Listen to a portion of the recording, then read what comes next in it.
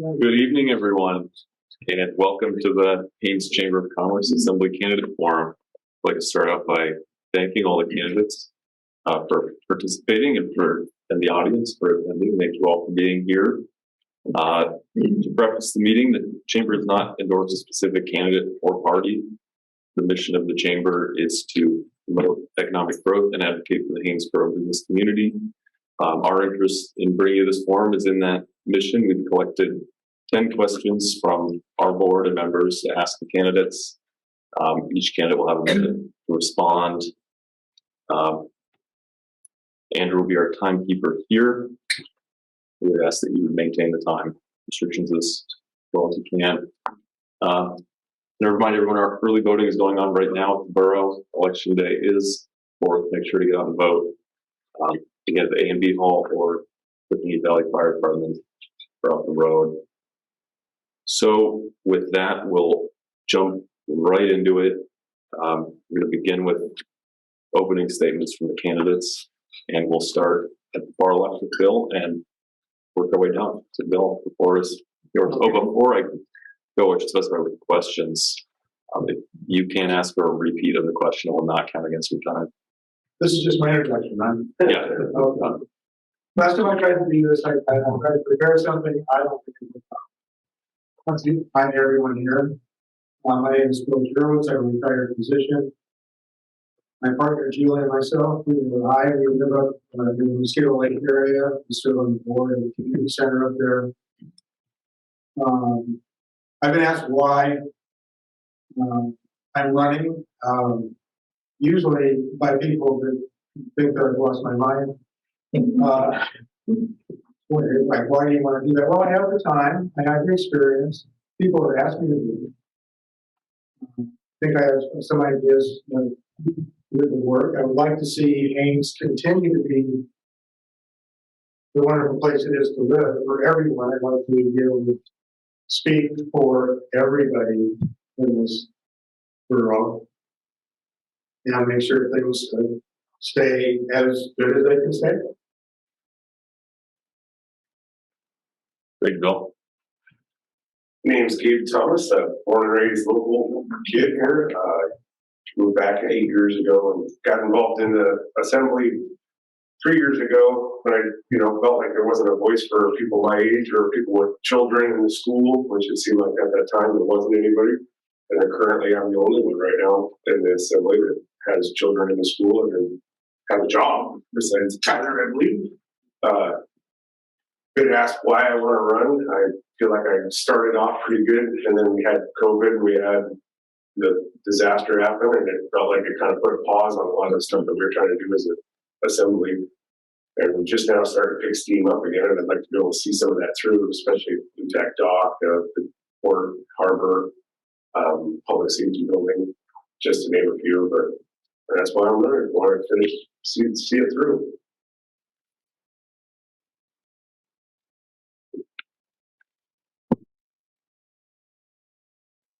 Thanks. Eric.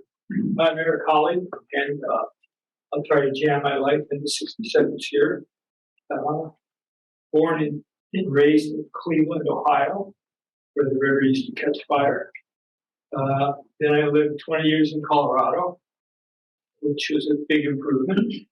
And first came to Southeast in '78.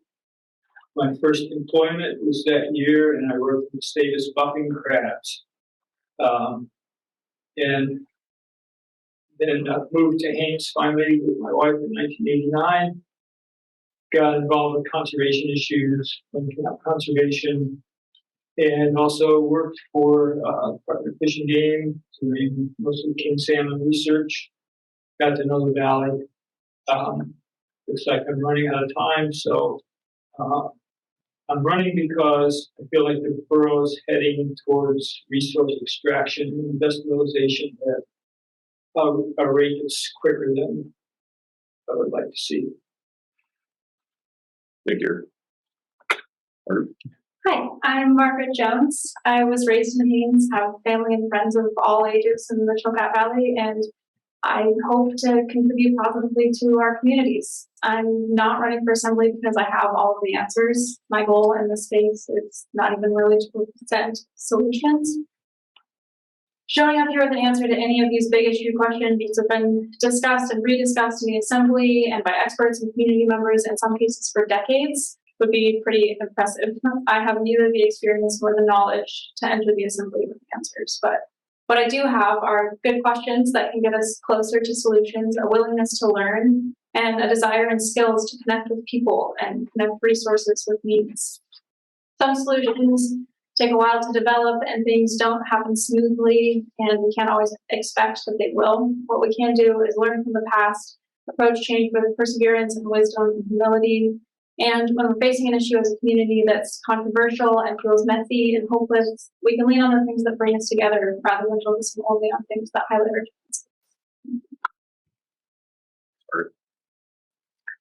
Hello, everybody. My name is Ben Altman Moore, and I've been a resident of Haines for 6 years now. I came up here originally as a tour guide. I worked out at Glacier Point and was a charter fishing guide for a little while.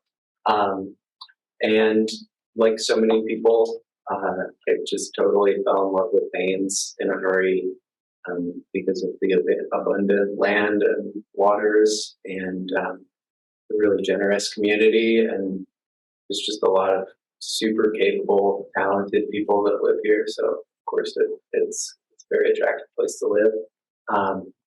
Let's see, I apprenticed to carpentry in 2017. I bought land and started building a house in 2019, and I'm running for assembly today. Basically as a voice for young entrepreneurs and families, and just to simply be more involved in the future of this community. Thank you. Thanks, Ben. Yeah, my name is Jerry Lapp, and my wife and I moved here to Haines in 1977 from Fairbanks, so we've been here 45 years. We had a successful business out of 33 Mile for 35 years, and then we sold it and we moved into town. But I've been involved in the government for several years. I've been the mayor and on the assembly and fire chief of the Haiti Fire Department and on several boards. But all of our kids have graduated here in Haines, and now we have grandkids that are going to school here. And the reason I want to be on the assembly, get elected to the assembly, is to see that our grandkids and our kids have a future here. I'll see them that Haines prospers so they can, and the decisions we make today will give them that opportunity. Then I want to see it finish the dock project and public safety. Thanks, Jerry. So with that, we'll jump right into our 10 questions, and we will put you on the spot, Jerry, being on the assembly vote first here, and we'll go clockwise from there. So our first question for you, as you know, the winter is a tough time for Haines residents and business owners who choose to stay here year-round. Lack of dining options, limited ferry service accessibility. What role can the assembly play in increasing commercial activity during the off season? Can you see it, Jerry? Yeah, it went pretty fast there.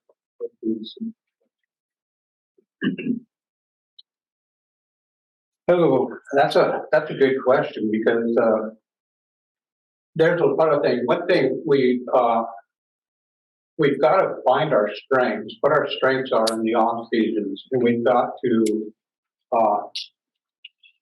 basically focus on that. In the off season, we could bring more events to town, and that would help a lot. We used to seem like a lot more events, and that did help the businesses that are closing now in the winter time. And another thing is, we need a year-round business here, something that stays open, that employs people. We did have the mill at one time. And when we did have the mill, that kept the businesses thriving in the wintertime. I know out at 33 Mile, we were busier then than we were in the spring of the year. So I think just things like that. Thanks, Jerry. We'll move down the table to Bill. What role can the assembly play in increasing? I agree with Jerry. This is a very tough question. I think we have to deal with what strengths we have here. We have to realize what we do have. We are a seasonal economy. Our economy depends on fishing, depends on tourism. The only thing that's not seasonal, which is very important to the income of the overall population in Haines, is passive transfer, whether you like it or not. It's Social Security, it's retirement funds, it's investments people have that happen to move here. I think there are things that can be done with events. That's been done in the past, I understand, it's been successful. I would like to see recreation be increased here during the winter. We have possibly the possibility of creating cross-country ski trails to bring in people during the winter. And my time is up. Still lightning round. Gabe. Oh, that's a question we've been battling since I've gotten elected. I can tell you that right now. One of the things that we did take steps in recently, which is always controversial for some reason, but heli skiing, we deregulated and added a fourth operator, trying to increase that exact reason right there, trying to get more people to come in and spend more money. The other thing I think that the assembly can do is help direct the tourism director. I think we started just recently doing that to be able to push more things that are going on in the winter and make sure we advertise that and advertise the community at a broader spectrum than we have been. As far as what else we could do, I'm still a firm believer that we need to have a ski lift somewhere. I mean, if we had a ski hill somewhere in this town, it would just, we all know it would crush it. Chinook comes here, Whitehorse comes here. There's tons of options when you start being able to think that way. We got to think outside the box, instead of just keep doing the same thing and expecting different results. We got to try to do something different.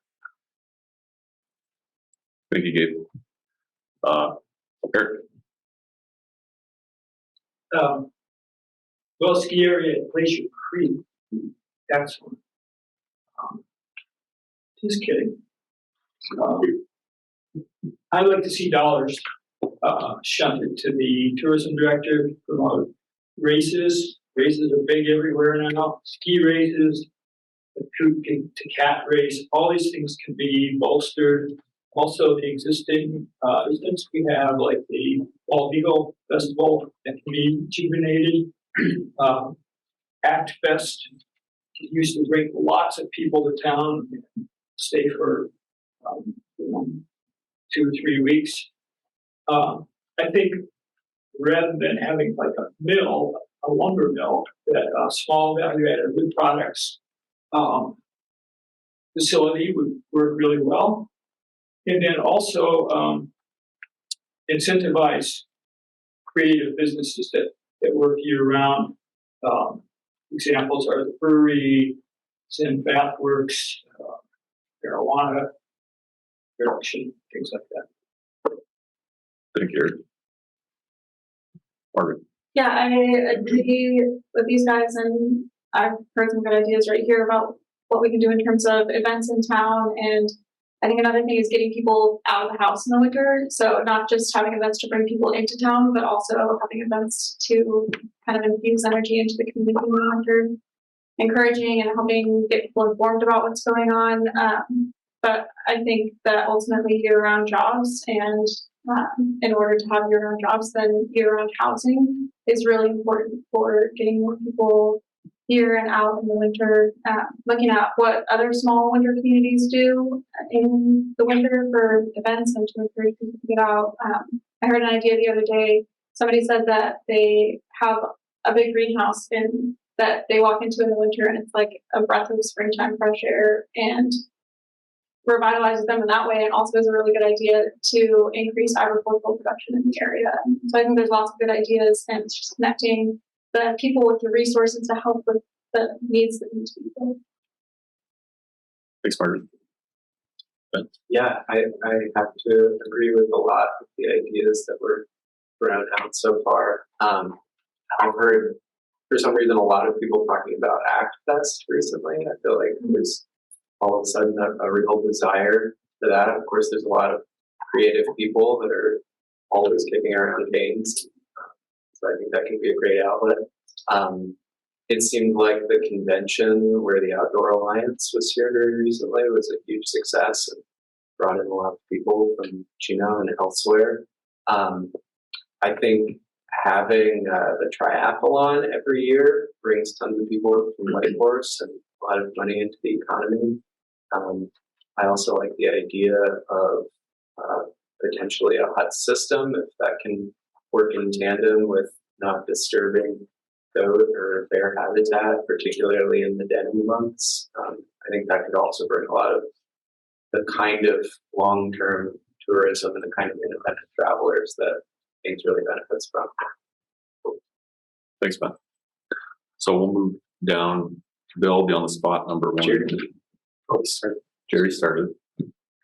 So our second question for you, we have a considerable amount of older neglected infrastructure in the Haines Borough, such as ports and harbors, borough buildings, facilities, roads, etc.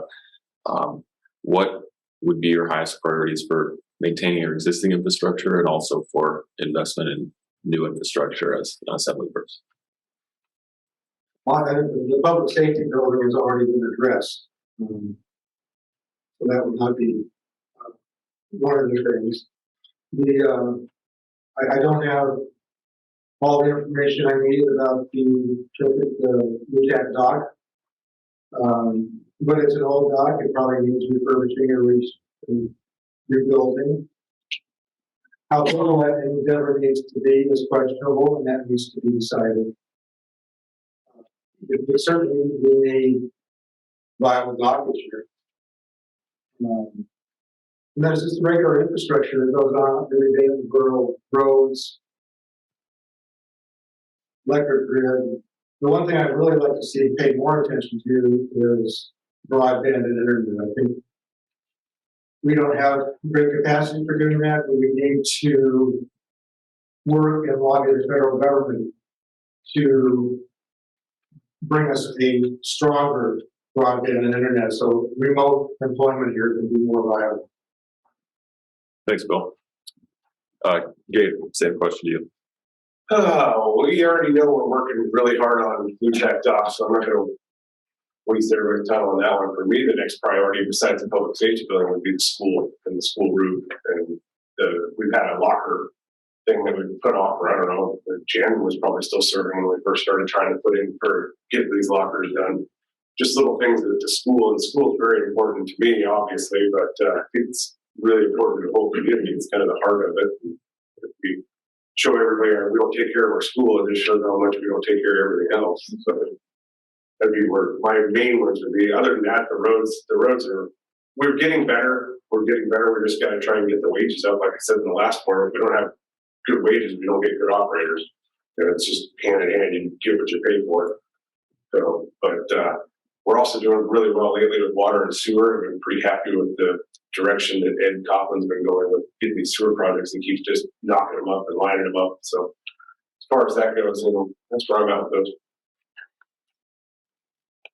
Thank you. For sure, public safety building, and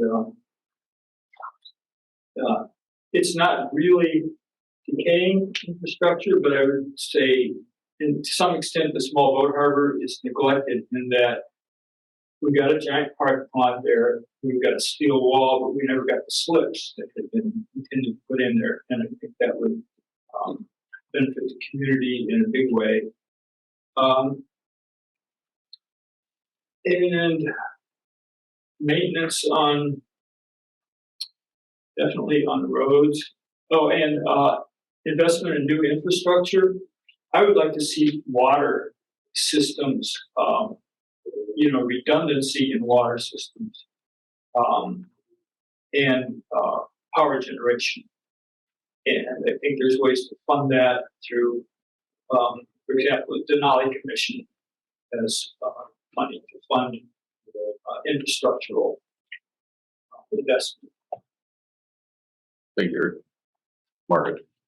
Yeah, I agree that things like the LUTAC dock and the public safety building, school roof, and things that are a risk to health and safety of our community members are top priorities.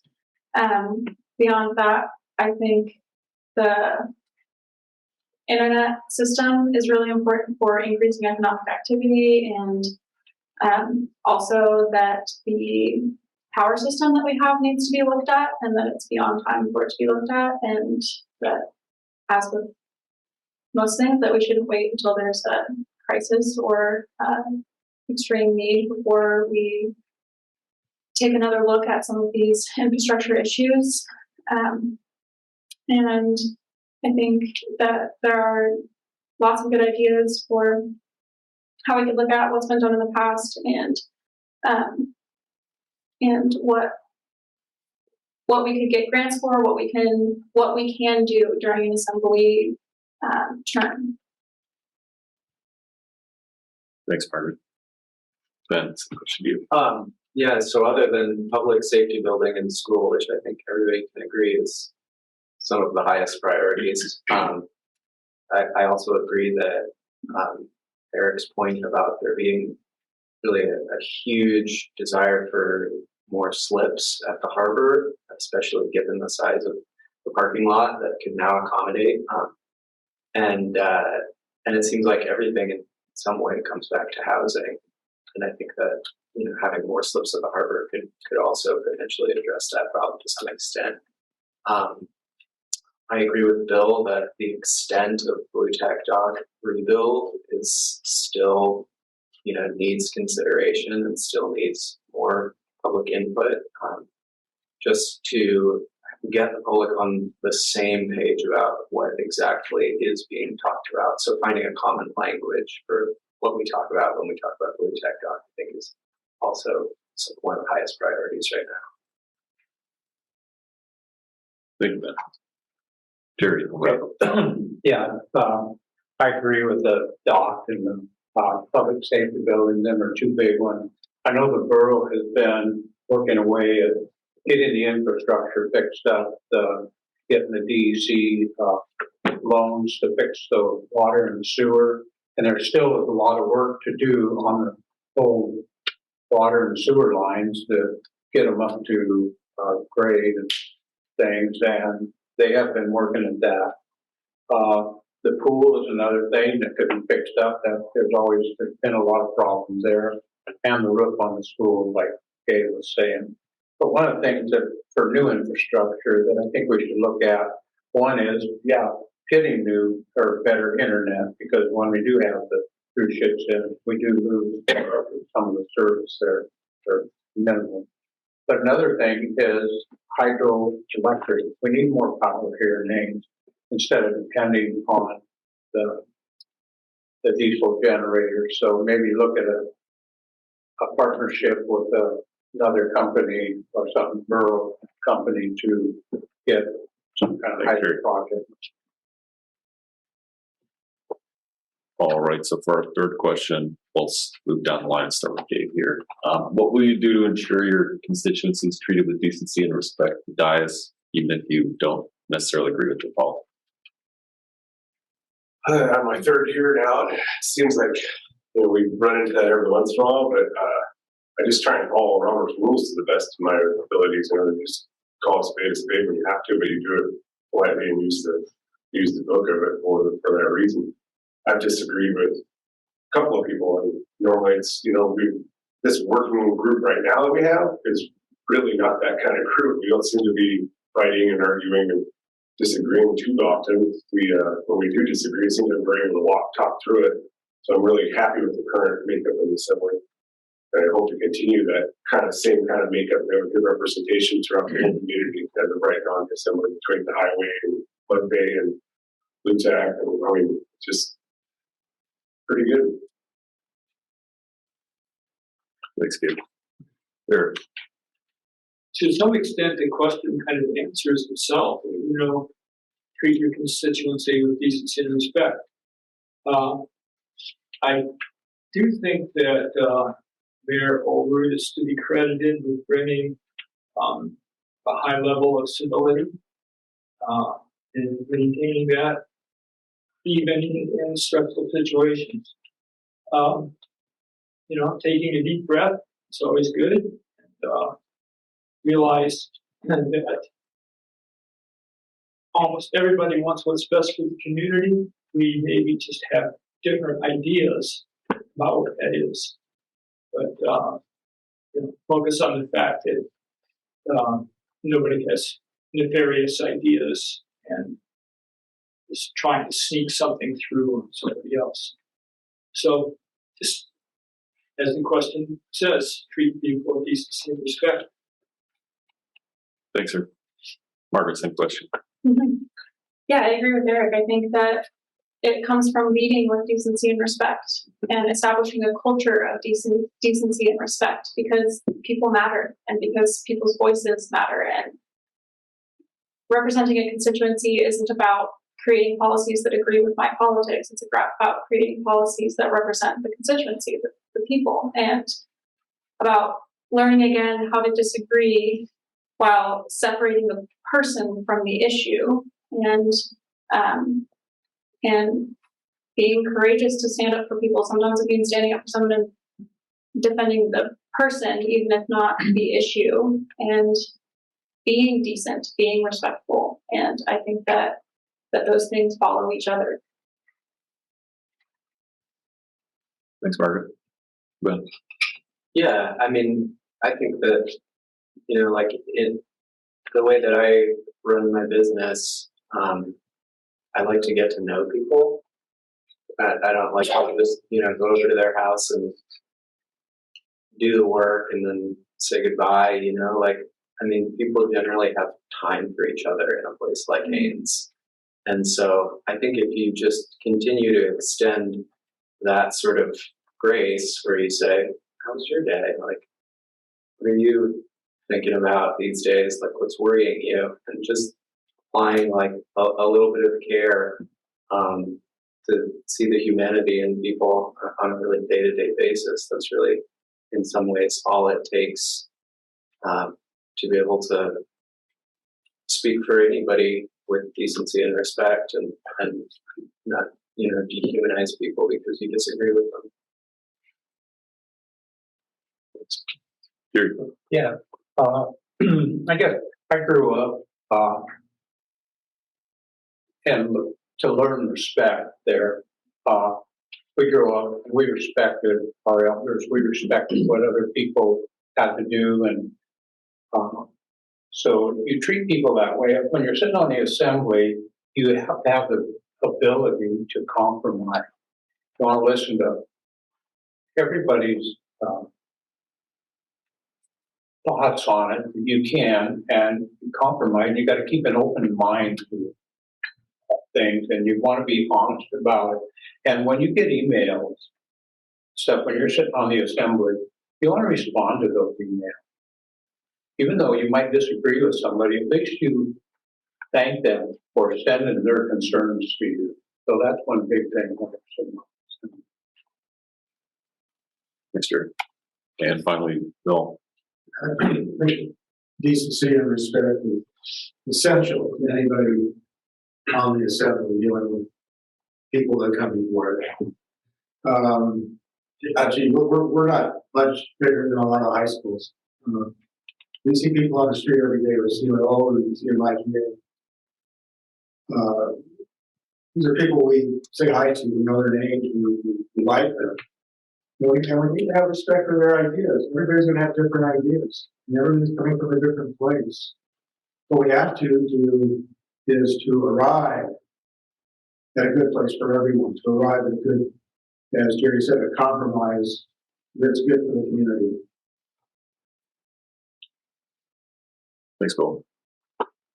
So move down to Eric to start out with our next one. We'll use time here. We've already talked about some of the goals we might have. So who do you believe might be the most valuable state and federal partnerships for accomplishing our own goals on the assembly? Well, and the last question previous question, I mentioned the Nominee Commission, and I think they will fund programs for infrastructure, developing power, things like that. And as far as the federal government, I'm kind of rethinking the question about sales tax in groceries from the last meeting, because I realized I don't really need to save money in that sales tax. And so looking at the federal program, it's called SNAP, which is something nutritional. It's basically a rehash of the old food stamp program. I think that might go far to help solve some of the problems with people being poor. Thanks, sir. Margaret, same question to you. Yeah, I guess I don't really list any actual state and federal bodies or organizations because I'm not as informed as I would like to be on who we've tried to partner with in the past and who we've worked with and what has worked and hasn't worked. But I'd say that we should work with whoever will work with us and try to take advantage of our advantages and people, at different times, it's different people, different grant organizations, or sometimes it is nonprofits or government bodies or non-government bodies. And I think to ask that question of the people who have a good answer, who know who we've worked with in the past and what has worked for us, and to lean into those partnerships, I think is good practice moving forward. Thanks, Ben. Yeah, this is also something that I would need to be more informed about, where I had a long form answer. Something that immediately came to mind was,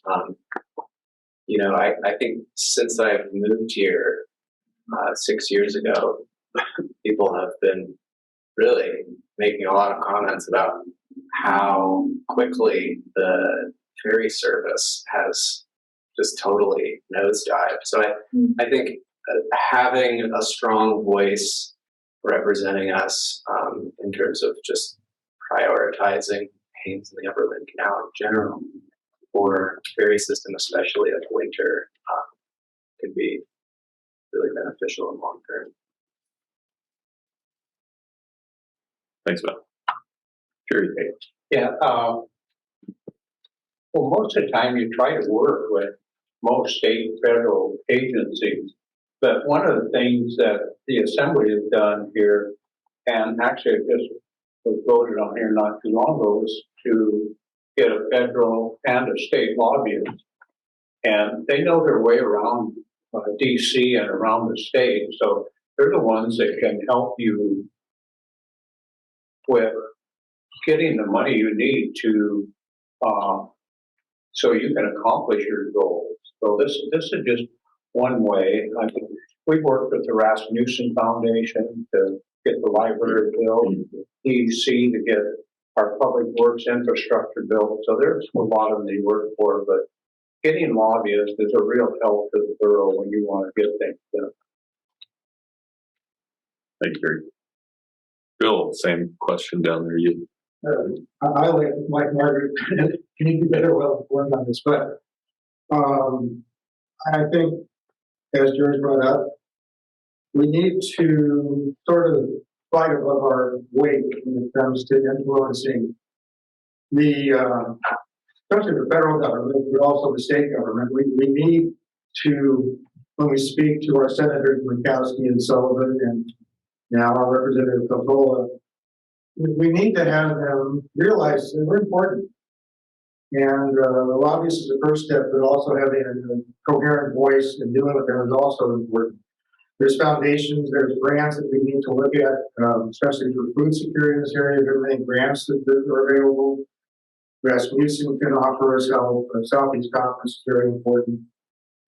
And the state, I think every community here along the intracoastal waterway needs to fight for the marine highway system very loudly. Thank you, Bill. Bill just pretty much answered exactly what I was going to say. The senators, we actually were very effective with Murkowski. I believe that's how we helped get the exact dock funding the way we did, is we pushed. We didn't give up, and the Southeast Conference is another good one that Bill mentioned, and we also need to partner more with Skagway when it comes to this various. And it seems like we talk a lot, we write a little letter, but it doesn't seem like the full communities are saying everything, just not only through the government level, but through the community levels too. We just need to bombard the Southeast, and bombard Jesse Keel and these guys. It seems to work. Definitely strengthening Jesse Keel help this community a lot. And he's still a low man on the totem, and if we just keep getting him going up, maybe he can keep getting some seniority, which helps. In government, seniority matters. As far as the federal levels, I think by hiring the lobbyists that we just did, that's going to help us get into different avenues. Thanks, Steve. So with that, we're ready to go to our fifth question. We'll start with Margaret for this one. What do you believe is the highest and best use of Borough's Fund 23? It's been identified: tourism and economic development.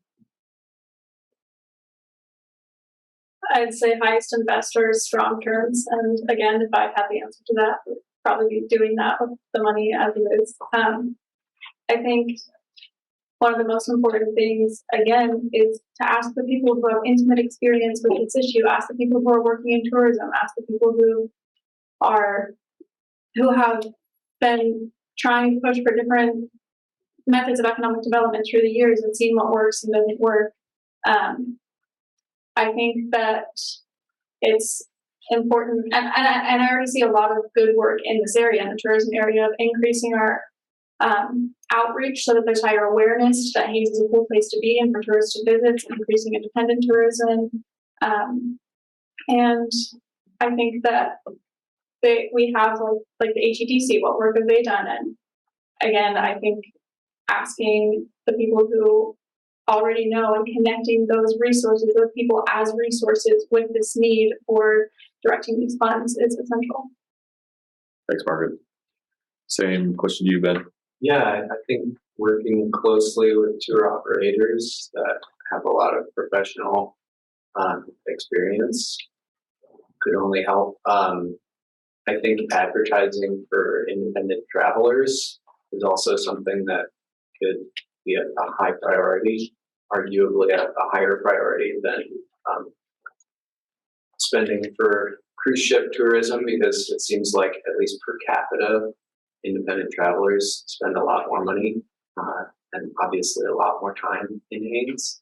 And then something else that I've heard mentioned, here and there, I'm not exactly sure the feasibility of it, but it seems like Skagway does a great business with the existence of the Chilkoot Trail. And I wonder if there would be some feasibility of a long trail system in Haines, maybe the Dalton Trail, so it could have the same historical designation. Not really sure, something I'd have to learn more about. Thanks, Ben. Terry. Yeah, well, Fund 23, was set up, and then we voted on it for economic development after tourism, because the fund was getting more revenue than basically what the tourism needed. So we did add economic development, and I guess I'd like to see a little more go towards economic development for the projects. The borough has been doing a really good job with dividing that money out, I feel like, between tourism and economic development. But when budget time comes around and all parties involved need to get in on a conversation on, how can we use this money to the best use for the borough. So I think it does need looked at. The fund is building. So, but right now I think the borough is doing a good job on disbursement. Terry. Same question back down to Bill. As far as the highest and best use, I would like to ask all those questions of people in person, just because they think that is. I'd like to learn some more. Fund 23 actually has quite a bit of money And that needs to be spent wisely. I think it has both I could be wrong. Somebody who knows more than I do wants to point that out, that would be fine. But certainly, both tourism and economic development are important. Tourism is one of our biggest income sources. And if we have excess money for economic development, where we can spill that over and create a better Main Street with retail, that would be great.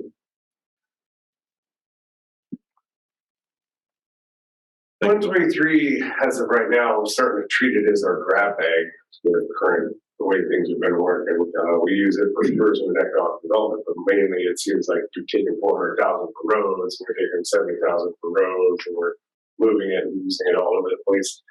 I believe the better use, I've talked to Stephen about this, and it's not better use, we're using it, but Stephen says to boost the advertising, but boost it for not just tourism, boost it for everything. Boost it for the local guys, the brewery, the other places that, show the community off in a different light besides just the tours. Because whenever you look at Haines, it seems to be just tours.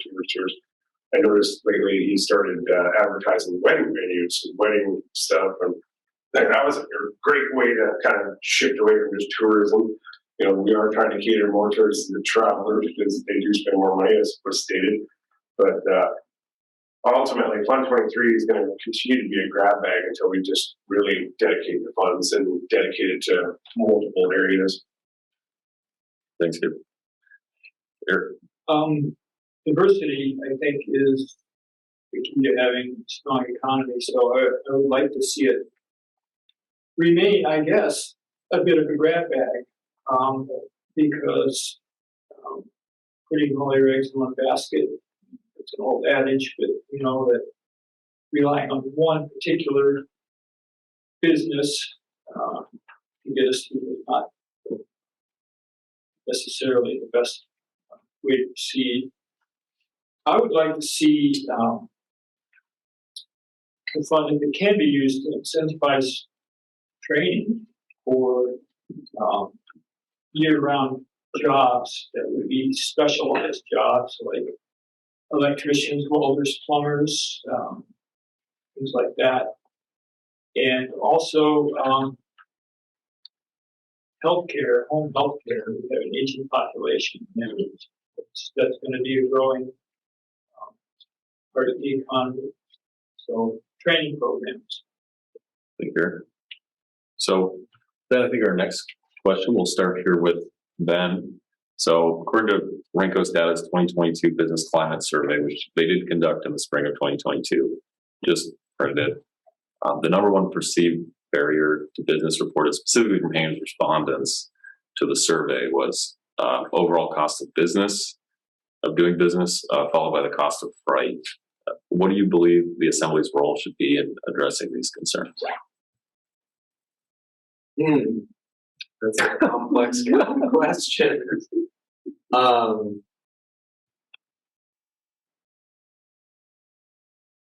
Cost of business followed by the cost of freight. Well, I think that the way that the Haines Borough could potentially incentivize businesses, depending on what it thought its highest priority was, for the kinds of businesses that it wanted to see come here.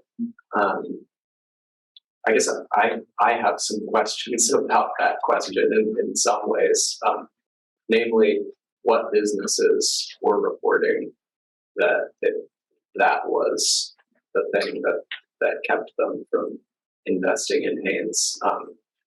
And I think that would really inform my answer in some ways. But I think that looking at the ways in which the Assembly can, through tax breaks or other incentives, attract the kind of businesses that it believes are most lacking and most desirable, probably for long-term employment, winter employment. Sure. Same question to you. I guess the simple answer to that would be, let's invite another freight company. So there's not a monopoly. But ooh, I know. I got that should be I guess just what the assembly could do is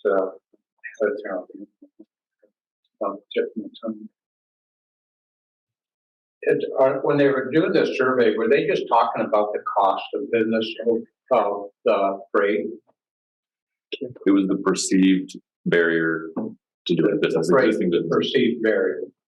The borough could also look at the cost of freight coming down the highway, because there's a lot of trucks that are looking right now for backhauls and for places when they're coming up and stuff to bring stuff. So I know before one business here in Haines did find it cost effective to bring goods up by truck rather than up by freight over the dock. So that's one thing we could look at.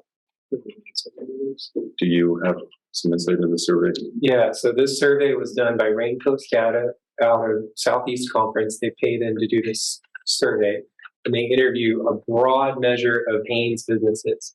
Well, I believe that 24 respondents. I could share that with you later. I had to go directly to Mailani to get the specific data. It's not trying to. That is like a compilation of all Southeast communities. Right. But these are specific to businesses in Haines that they surveyed. That was the businesses that responded to the call to be surveyed. Right. So I should ask, I guess, if going forward, if you would like to ask for clarification on a question beforehand, feel free to do that time. Bill. As far as the cost of freight goes, I'm not sure we're going to attract a competitor to AML run up and down the intercoastal. We live in a very remote area, unfortunately, and there is added cost due to that. Some of that is fixed. But if there is trucking that is coming here, they could do a turnaround. They're coming here to pick up and take out, and they could do a turnaround by bringing something in. That I think that's what Jerry mentioned. That would be a good idea. Would certainly be cost efficient.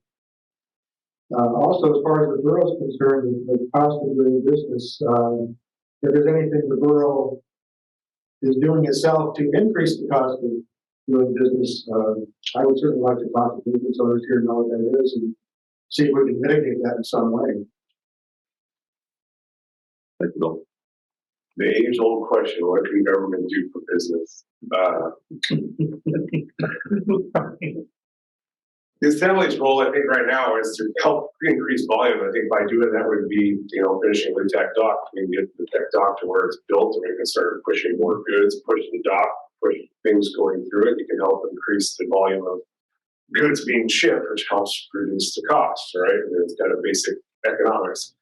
The other thing is, how do we need to incentivize the power. I think that's everybody keeps talking about it, but if we can get power cheaper, that helps everything. Your overhead for power is major, and that seems to be one of the bigger things that I've noticed anyway for business owners: power and fuel, which there's things you need to be able to cook and be able to clean and be able to do what you need to do. But if we can get some hydropower and get the cost of that down, the other things, main thing is just volume. Get volume.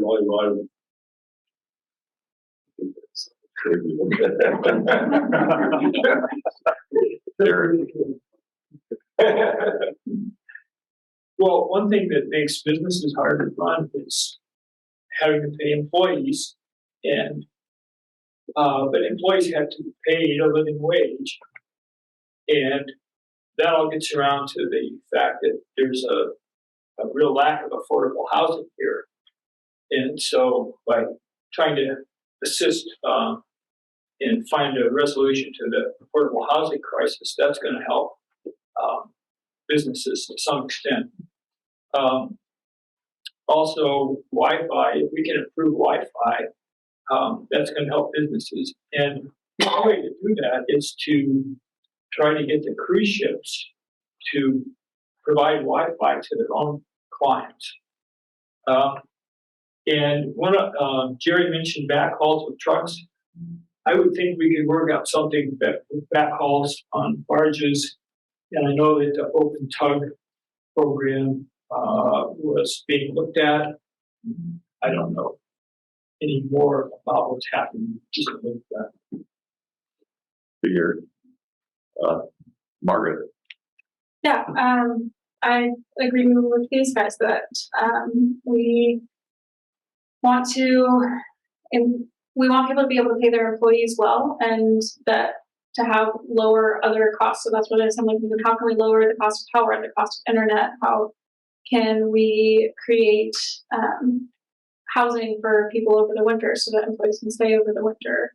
How can we increase overall volume, like you see, overall economic activity, so more businesses coming in? So as more money is spent in a business, then there's more capacity within that business to spend money in other businesses in town, and to have year-round revenue in Haines, so that there's not much of a hit, as much of a hit in the winter compared to what we see in the summer. Increasing tourism, increasing independent visitors, all of these ideas are ways to decrease business costs overall. Thank you, Margaret. I believe that's everyone. Right. There's so many of you. So the next one, we'll start with Jerry here. What industries in Haines do you believe have the brightest futures, if any, and which industries do you see as being on the decline? Again, if any. Which industries have the brightest future? Okay. Well, I think the fishing industry would have a bright future here. I think if it's regulated correctly, that there will be a fishing industry for quite a while. And so I think that's one of our bright ones. The tourism industry, I guess as long as we don't have any more epidemics, it could be a bright one for us, because there's always going to be tourism. People want to go see places. They want to go look over places, especially places beautiful and same. And industries on the decline, probably one that we did see decline here. It used to bring us a lot of revenue was the logging industry, and you just see it keep declining more and more. So that's one that is definitely not declining. Thank you, Jerry. We'll move down to Bill. Same question to you. As far as industries with the brightest future here, certainly I believe tourism, as big an entity as it is here, it can be increased, especially during the winter time. And we've spoken about how that can be done. Also, remote businesses, if we could have more robust internet here, then we could go to the lower 48 and say, and advertise Haines as a place to come if you like to hunt, if you like to fish, if you like the outdoors. Come here, and rather than sit in Los Angeles doing your business, come here and sit in Haines and have a good life and do your business. And I think that is an industry that we need to look at. Fishing right now is stable. I would like to see it increasing. It depends on fish runs. It depends a lot on things we have no control over, such as climate change. And I would love to see it keep going the way it is. I hope it does. Thank you, Bill. Gabe. I don't know if this question is trying to smoke everybody out for resource extraction. That's what it feels like. So, what industries in Haines do you believe have the brightest futures? I mean, we call it as it is. We see what's happening. Resource extraction is happening. You know, the one thing that I do think that I want to urge Haines and I want to be involved in it is the conversations of how much and what can we handle and what does the community want to get from these types of actions that are going to happen, instead of fighting over if it's going to happen or if it's not going to happen. We need to be having the conversations of when it happens, what are we going to accept as a community? Are we going to take payment of the taxes? Are we going to have this? Are we going to have them invest into salmon habitat, salmon culture, schools, infrastructure? I mean, these are the conversations I think I would like to have if I can get reelected. And just because we keep steering away from it because we're all scared about the yes and no, and it's really, we need to be ready for anything that happens. And it feels like things are happening. As far as things that are on the decline, I can honestly say, and I know this party would agree with me, fishing has been on a decline. Contrary. Thank you. wonderful thing. All right, Eric. Whatever industries we want to promote, I think we should avoid boom and bust cycles where we dive head first and embrace one particular industry and think it's going to, solve all our problems. Sometimes those industries can just fall out overnight. As far as fishing, I agree. It seems like, king salmon are on the skids. And so what we need to do, I think, with fishing is not only protect habitat, but we need to think about value-added processing where we develop products or things that aren't being used, like chums, primarily are being stripped for roe, but why not develop some kind of snack, chum dogs or something, spicy chum dogs to be exported. And as Bill mentioned, the so-called location neutral businesses. I know somebody who buys violins and repairs them and sells them over the internet. That's an example of a location neutral business. Thank you, Eric. Margaret. Yeah, I agree that tourism has the potential to have a really bright future here, and that lots of work is being done in that industry to make sure that happens. I think that remote workers could be a really cool addition to the economy of Haines if we figure out the housing piece, which I think is a really important aspect of that. But Gabe is also right that the question seems to be leading toward resource extraction, and that in general, I think it's important to take a proactive approach to these things and not look with fear at what the potential costs or risks might be without also taking into account what the potential social and economic benefits could be, and to be proactive in making sure we look ahead to mitigate whatever risks and costs we can and see what the possibilities are before we just say no.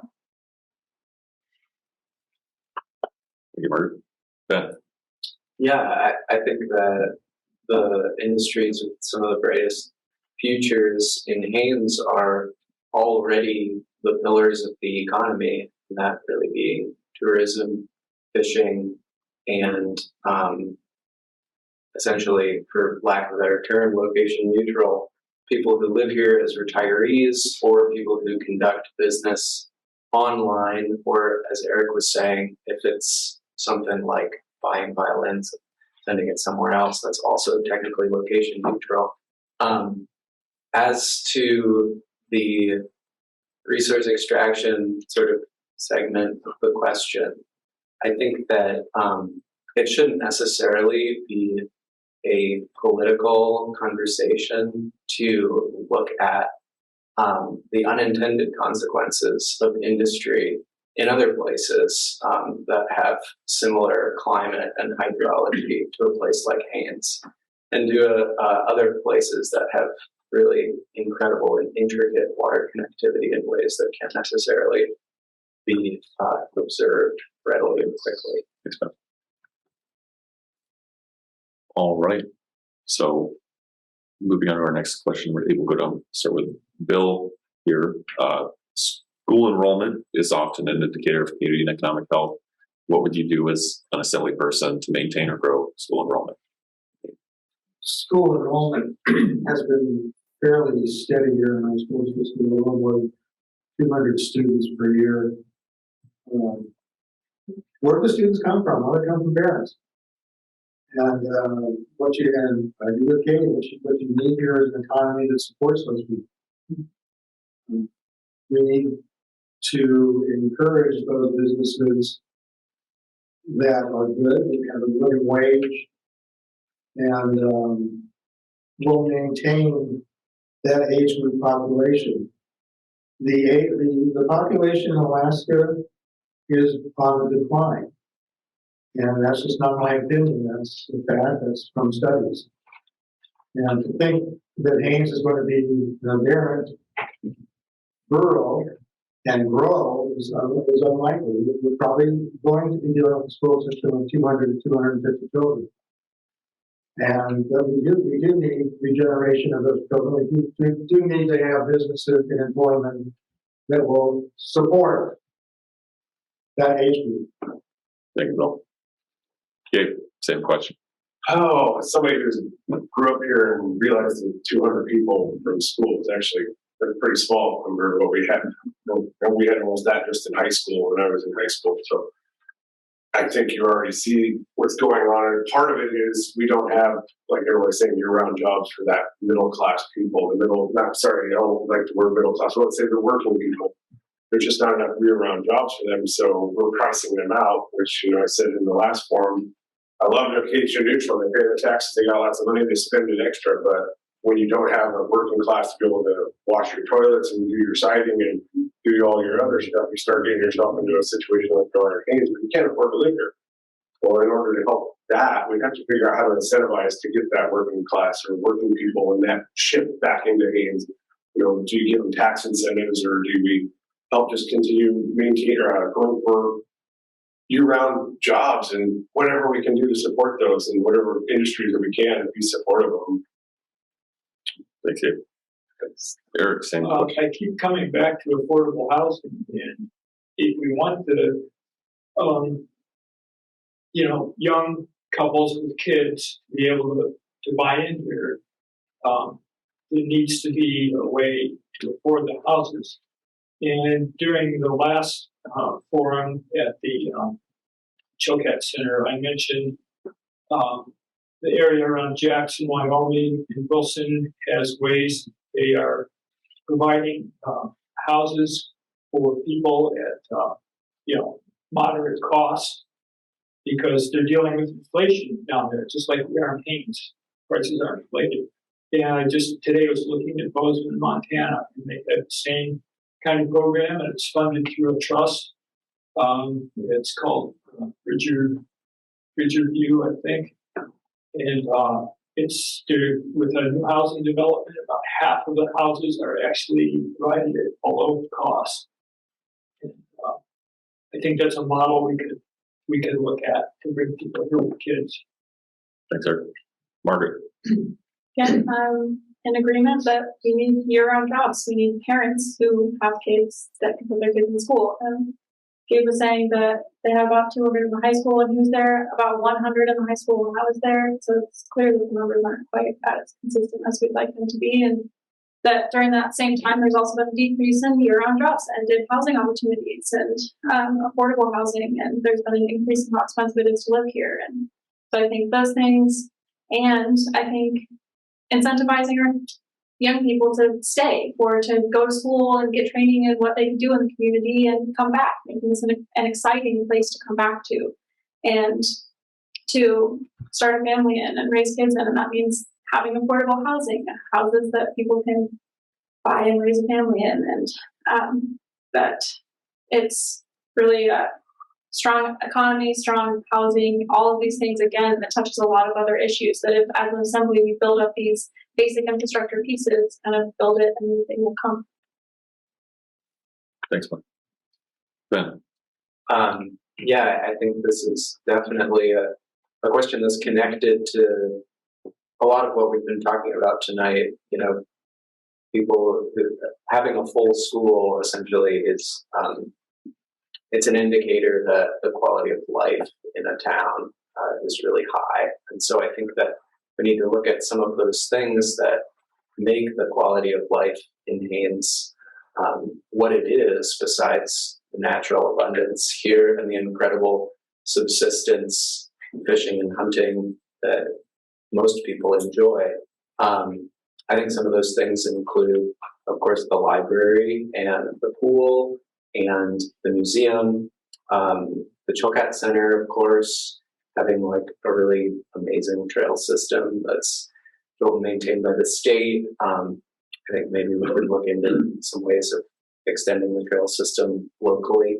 But then I also agree too that housing is definitely the glass ceiling on the economy in Haines. If we don't have places for people to live, they're not going to want to come here, even if they're very dedicated to this place.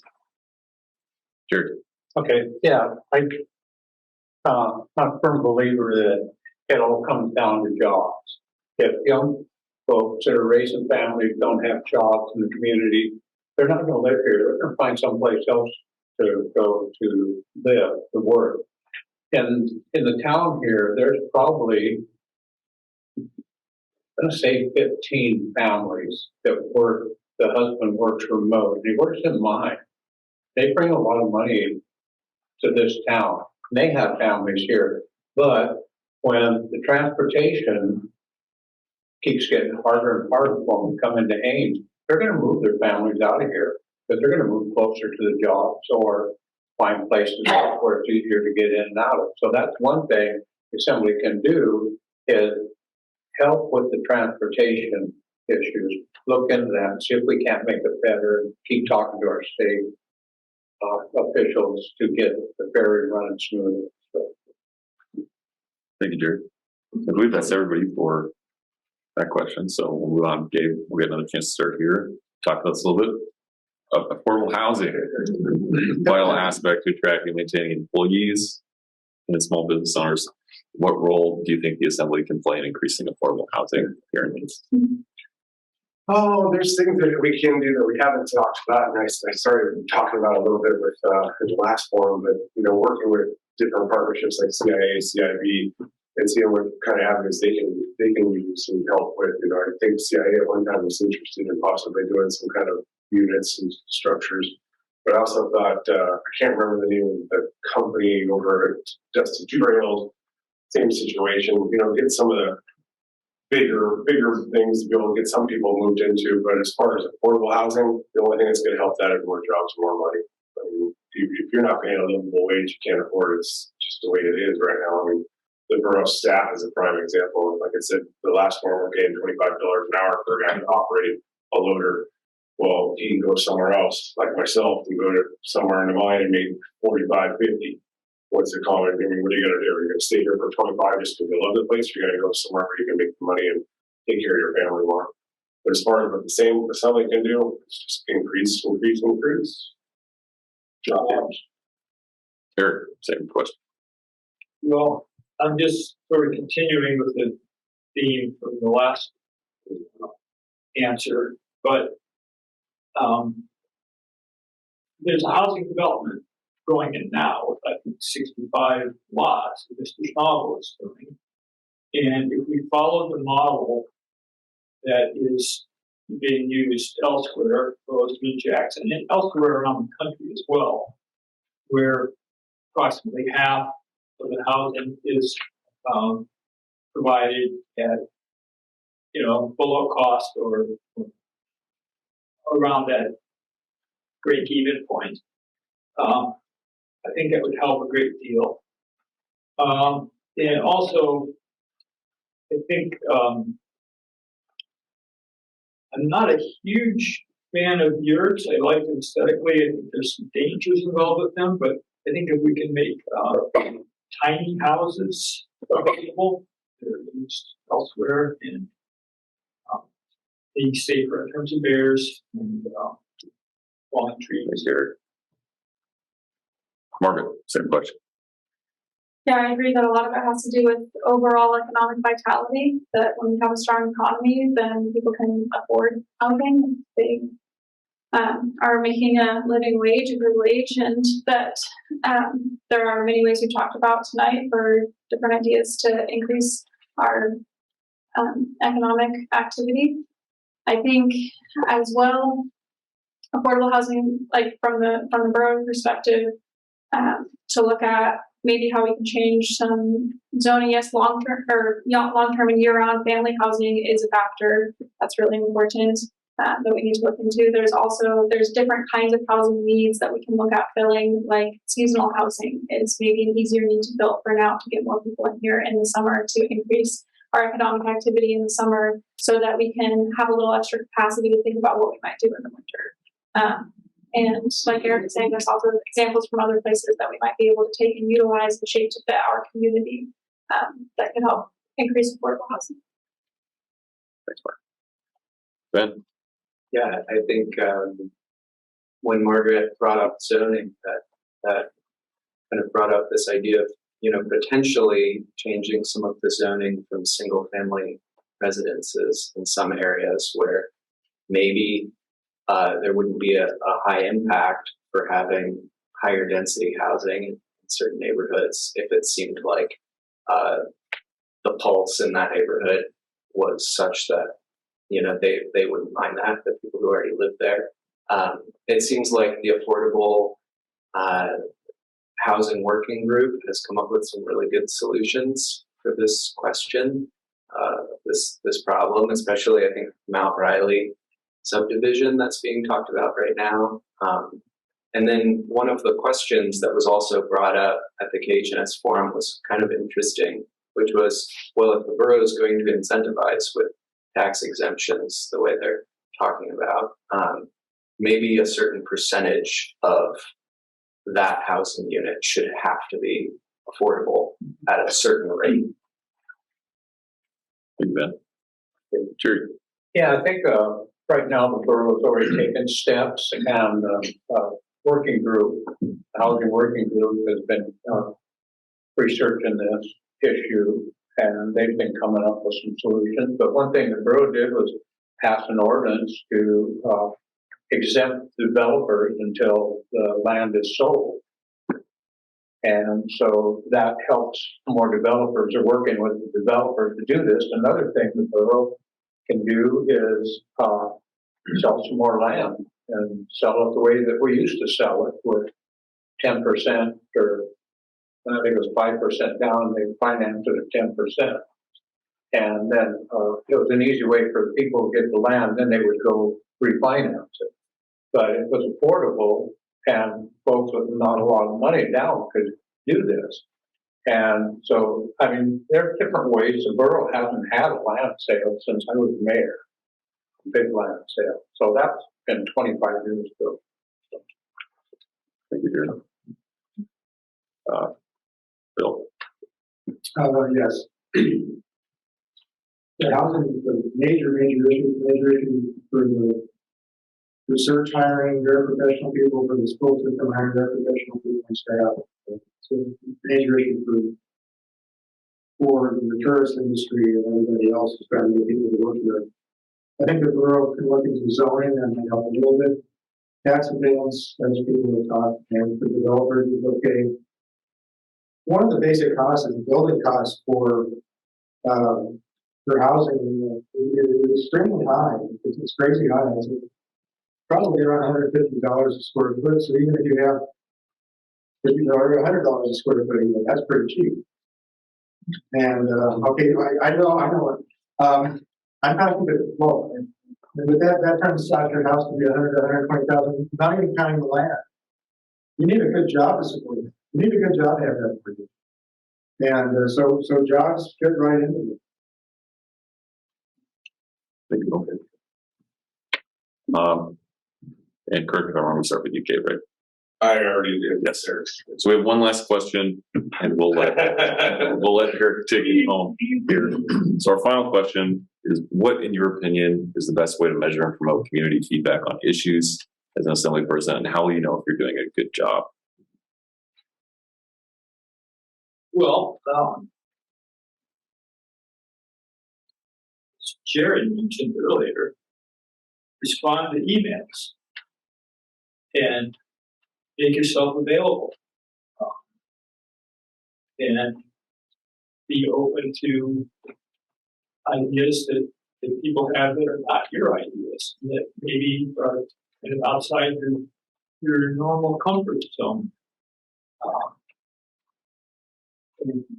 And if the ideas seem to have merit, then consider bringing them up either in a committee or full assembly. See how that goes. And if you're not doing a good job, I think people will let you know. Thank you. Margaret.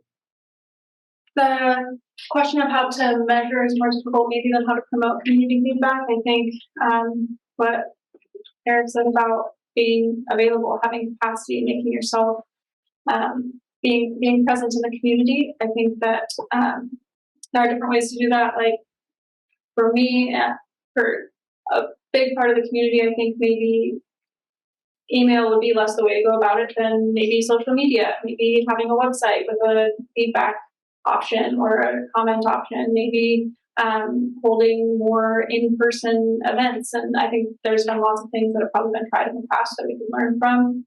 And also ideally, in terms of representation, with a balanced assembly, then there are different groups in Haines that are represented by different assembly members. And so kind of a divide and conquer, get the pulse of your groups that you interact with and split up. It's too difficult for any one person to know everything about what's going on in all of the sub-communities and Haines, but to get a holistic view by taking in everybody's opinions based on who they get to interact with and who they're representing.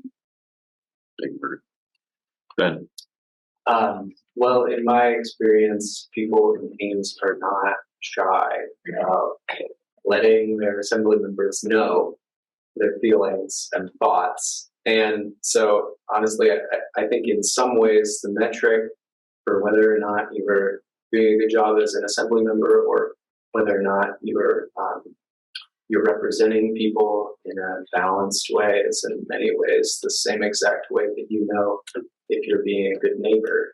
Your neighbors will probably tell you, and if you're there, and if you're available, and if you have your ears opened to critical feedback, and probably just having some thick skin, and not taking necessarily everything personally, then I think you could probably be a pretty functional assembly member for a diverse group of people. Thank you, Ben. Sure. Yeah. Okay.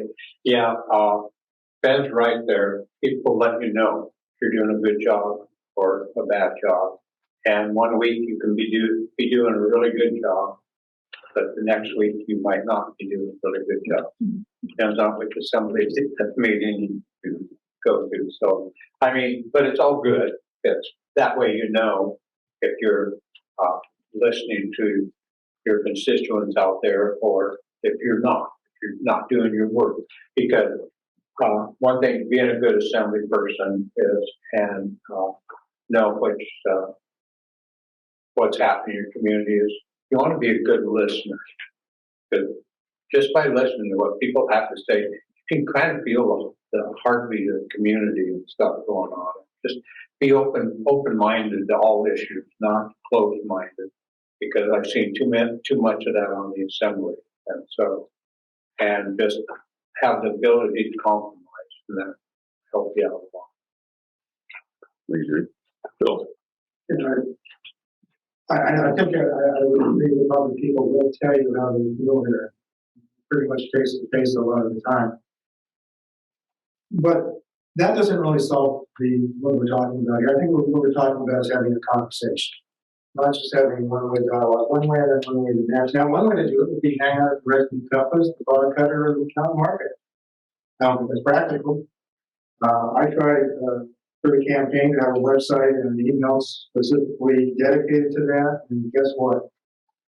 It was silent. Nobody responded. Nobody seemed to want the conversation. But I think that's probably because people didn't know who I was. But as an assembly person, that's certainly something that I would entertain, would be to maintain that and to have not just talk, but have a conversation with people. Also, town halls are not a bad idea. They're a little bit cumbersome, they take a lot of time, but town halls are important issues. Thank you, Bill. And Gabe. My dad always told me, he said, both sides are mad after you made a decision, you're doing a good job. He says, if you both come out and you're both feeling you made a compromise, but everybody's saying it, people will tell you. I can gauge how good I'm doing usually when I go to the store. And if I go to the store, it's a 10-minute quick trip, then people are usually pretty happy. They're not giving me a hard time.